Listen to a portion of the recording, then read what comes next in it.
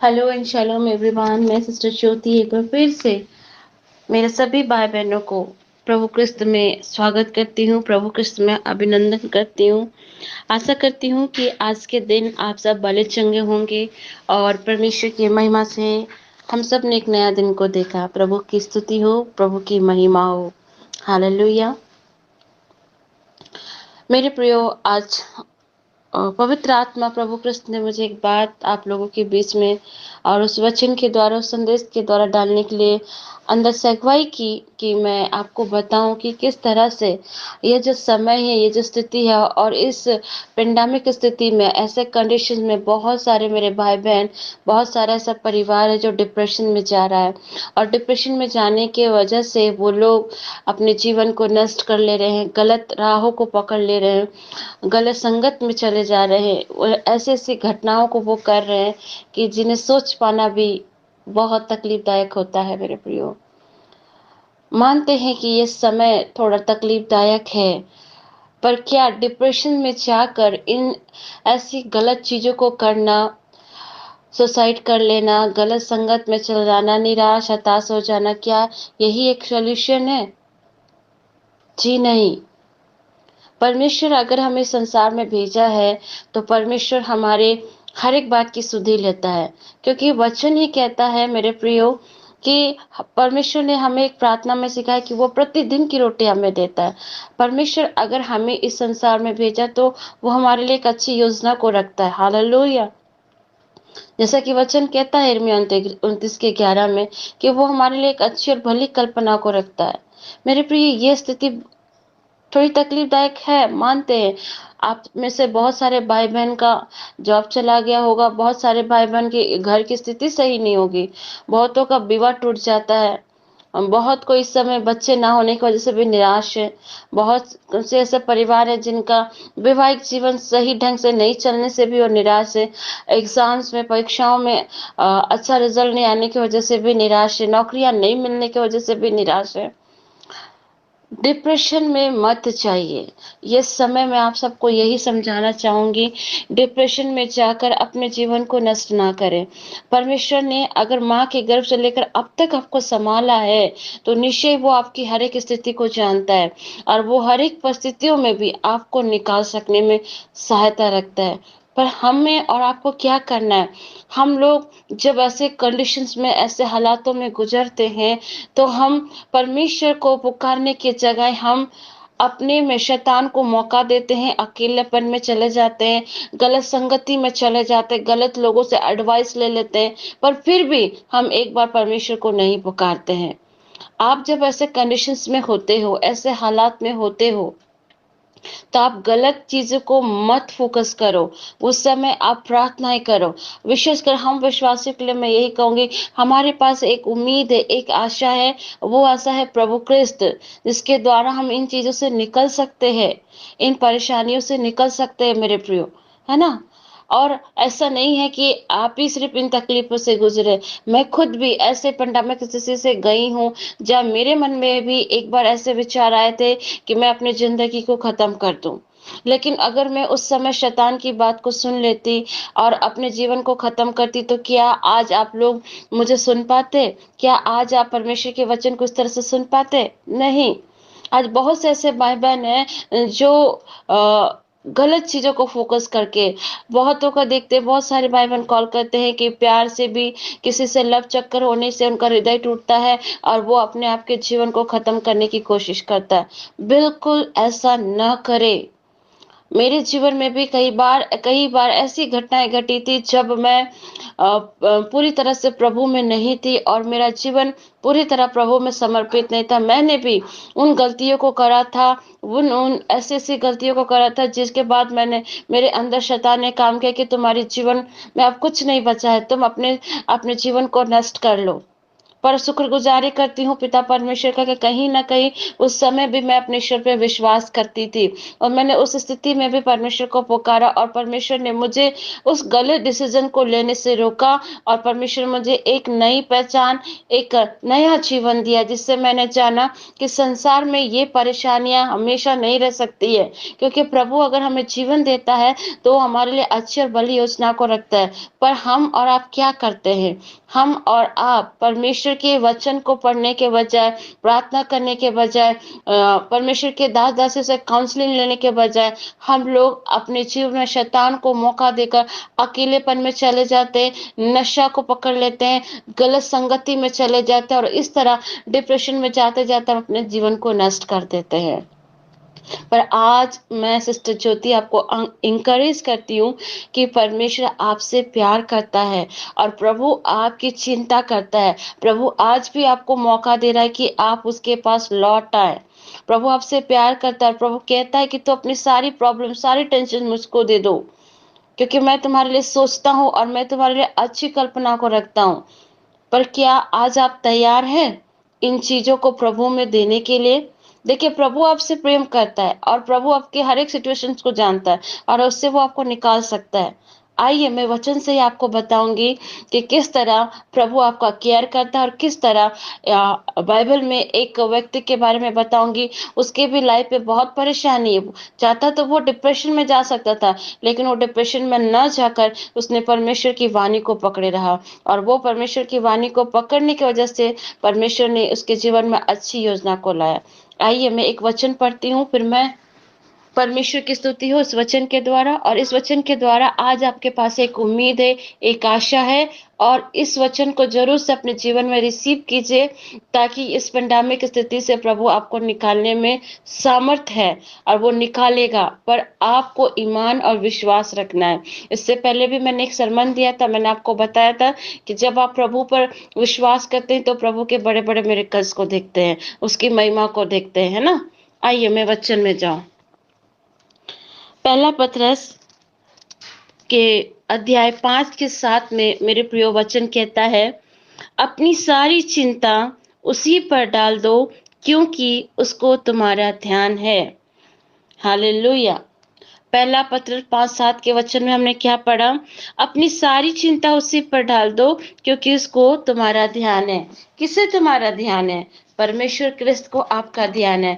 आज प्रभु कहता है, आप जिस भी कंडीशंस में हैं, जिस भी हालात में हैं, आपको अपनी सारी प्रॉब्लम प्रभु के हाथ में डालना है और प्रभु आपका केयर करता है। प्रभु आपको निकालेगा।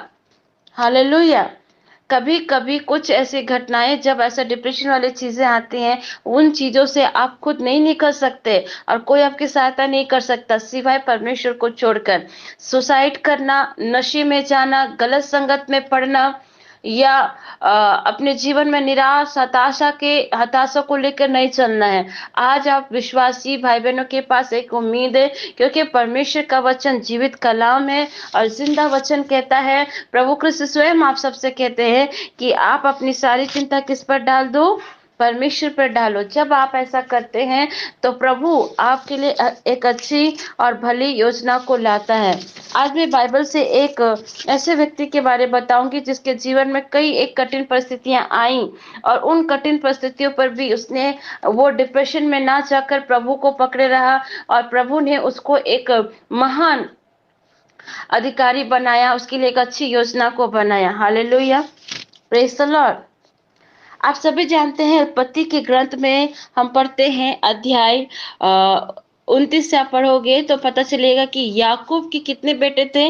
12 बेटा था। और 12 बेटा में, वो जो 12 बेटा में एक बेटा जो उसका था यूसुफ, जो याकूब को बुढ़ापे के समय में मिला था। आज इस वचन से आप उन निसंतान दंपति को मैं इंकरेज करूंगी, होप को मत खोइए, निराश मत होइए। जब बुढ़ापे की एज में सारा अब्राहम को बच्चा मिल सकता है, एलशिबा को मिल सकता है, याकूब को भी बुढ़ापे के समय में ही यूसुफ से प्रभु ने ब्लेस किया था। तो आज आपको भी प्रभु ब्लेस करेगा। हालेलुया।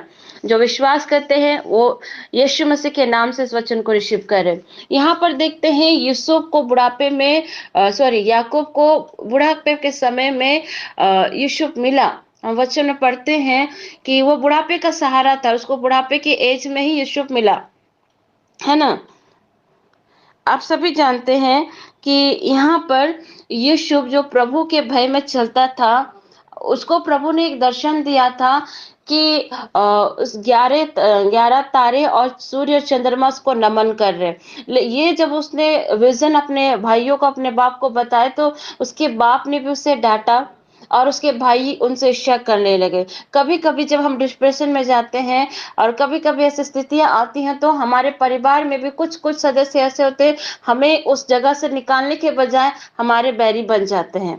जिस तरह यहाँ पर देखो कि इस बच्चे को प्रभु ने कितना अच्छा विजन दिया, लेकिन वहां पर इस विजन को ना समझकर इन लोग उसको डांटने लगे और उसे क्या करने लगे, दूरी बनाने लगे, बातचीत नहीं करने लगे, यहाँ तक उसको मारने की प्लानिंग तक करी, है ना? मैं आज उन सभी पेरेंट्स से भी कहना चाहूंगी, जब आपके बच्चे पढ़ने में कमजोर हैं या किसी चीज में छोटी बहुत गलतियां हो जाती, तो उनको आप डिस्करेज मत कीजिए, बल्कि उन गलतियों को माफ करके उनको इंकरेज कीजिए और उन्हें कहे कि तुम इससे भी बेटर कर सकते हो, है ना? इस तरह की चीजें कहनी होती है। जब आप ऐसा करते हैं तो आपके बच्चों के जीवन में एक इंकरेजमेंट आता है और वो और कोशिश करता है। पर यहाँ देखते हैं यूसुफ के जीवन में कुछ उल्टा ही हो रहा है।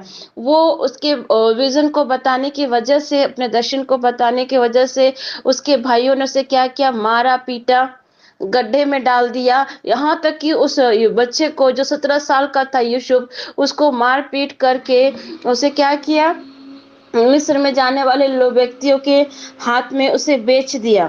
और हम ये भी देखते हैं, आप सोचिए, एक बच्चा, उसको मारा पीटा गया, उसको दूसरे देश के लोगों के हाथ में बेच दिया गया, सोचिए उसको कितना तकलीफ हुआ होगा, उसको कितना दुख हुआ होगा। वो चाहता तो वो भी उस समय डिप्रेशन में जा सकता था, लेकिन वो डिप्रेशन में नहीं गया, वो परमेश्वर पर ईमान रखा। हमारे पास तो अभी बाइबल है, लेकिन उस समय यूसुफ के पास बाइबल नहीं थी मेरे प्रियो। वो चाहता तो दुख में जाता, डिप्रेशन में जाता।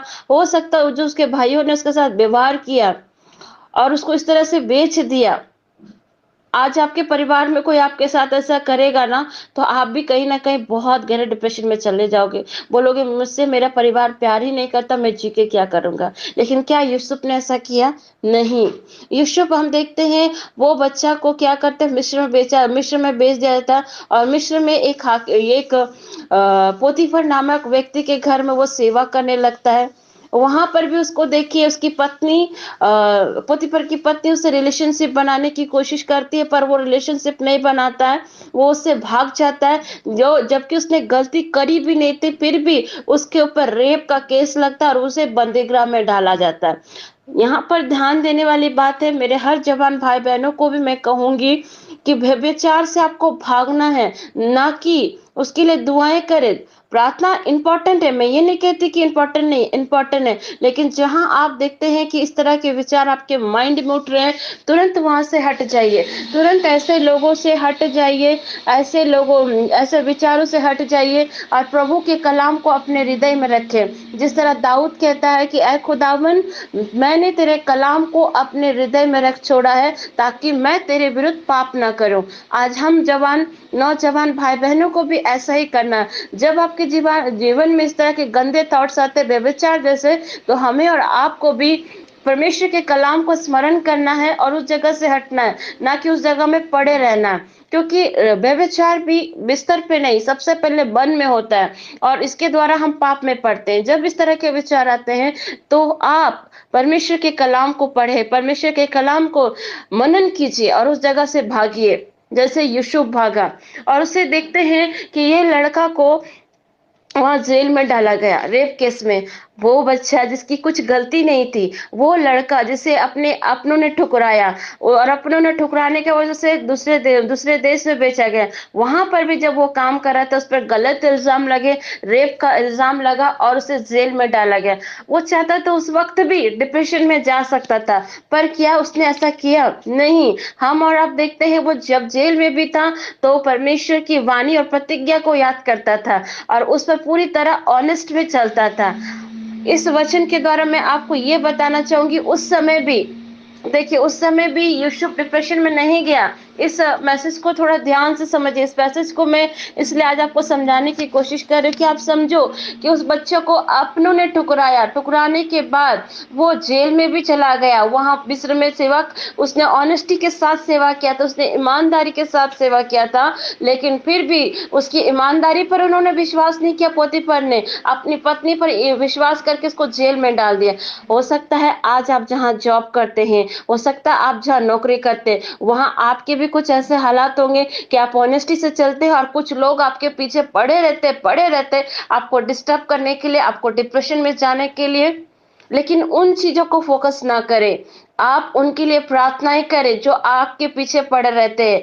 आज आपके पास परमेश्वर वो हथियार दिया है, प्रार्थना की शक्ति, वचन की शक्ति। आपके पीछे अगर कोई पड़ा है तो उसको आप कैसे हटा सकते हो? प्रार्थना के द्वारा। हाँ, लेकिन इस बात का भी आप जरूर ध्यान रखें कि मनुष्य जो आपके पीछे पड़े रहता है, आपको फोकस करता है डिप्रेशन की तरफ में, दुष्ट जो उस मनुष्य के द्वारा कार्य करता, उसको आप सिर्फ प्रार्थना से हरा सकते हैं। और वो चीज आप प्रभु की सहायता के साथ ही कर सकते हैं, प्रभु की सहायता के बिना नहीं कर सकते।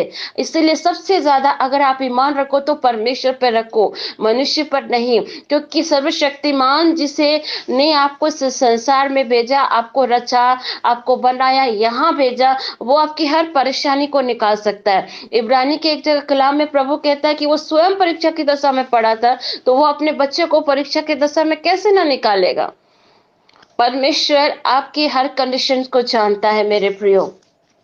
यहाँ पर यूसुफ को इतनी तकलीफें हुई, अपने अपनों के द्वारा ठुकराया गया, वहां जेल पर उसने सजा काटी, इतनी तकलीफ उसके जीवन में आई।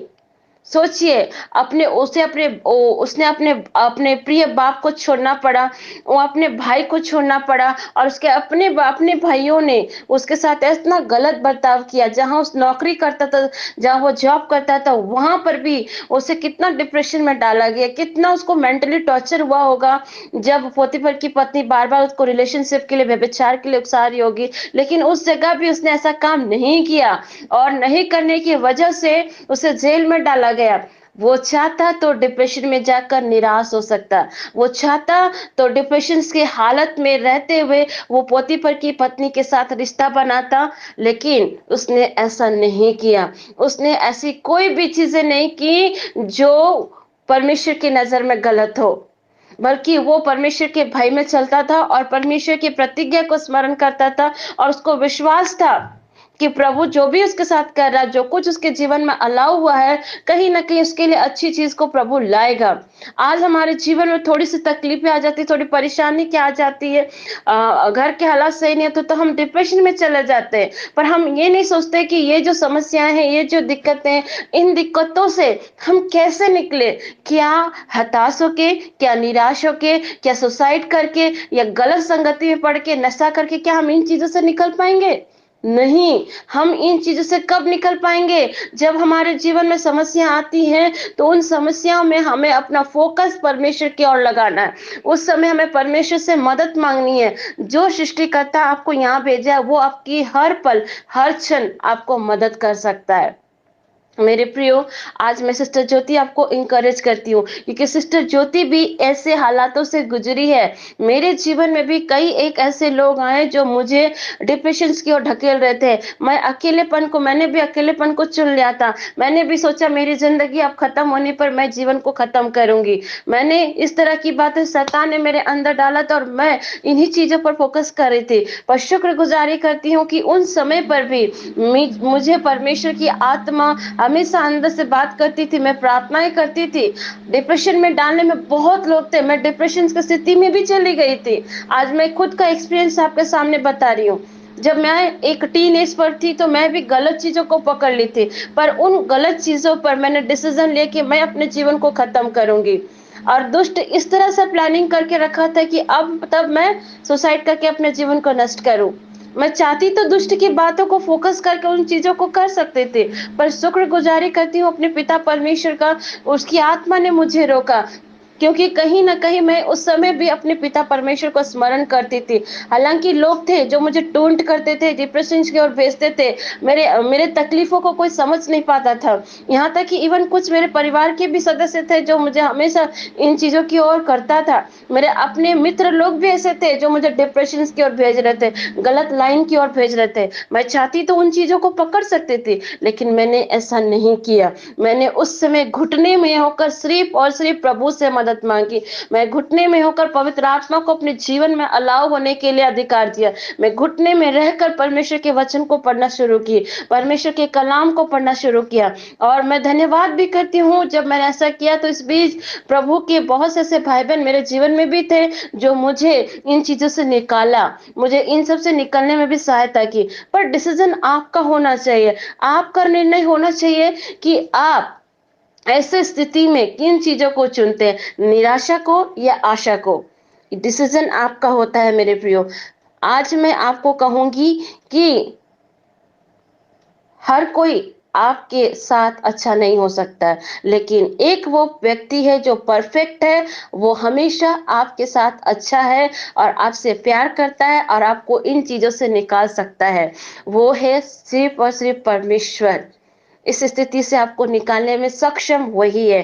जिसने सिस्टर ज्योति को निकाला है, वो निश्चय आपको भी निकालेगा। मेरे जीवन में बहुत से ऐसी गवाहियाँ, बहुत से ऐसे भाई-बहन हैं जो डिप्रेशन में चले गए थे, और उनको मैंने सिर्फ़ परमेश्वर के प्रेम का अनुभव और परमेश्वर के वचन से उनके जीवन को मैंने बताया कि किस तरह प्रभु आपसे प्यार करता है, प्रभु आपको इससे निकाल कर एक अच्छी और भली ज़िंदगी को दे रहा है, और आपके लिए एक प्रभु ने अच्छी योजना को रखा। और मैं शुक्रगुज़ारी भी करती हूँ कि वैसे भाई-बहन भी डिप्रेशन से निकले, प्रभु के प्रेम को, प्रभु के प्रेम के स्वाद को चखे। आज उनका जीवन एक कुशलमय जीवन है, शांति का जीवन है। आज वो लोग प्रार्थना में जीवन जीते हैं और परमेश्वर के साथ चलते हैं। आज प्रभु भी आज आपको एक वचन से उत्साहित कर रहा है, परमेश्वर की बातें कह रहा है कि मैंने तुम्हारे लिए अच्छी और भली कल्पनाएँ रखी हैं और उनको मैं तुम्हारे जीवन में पूरी करूँगा।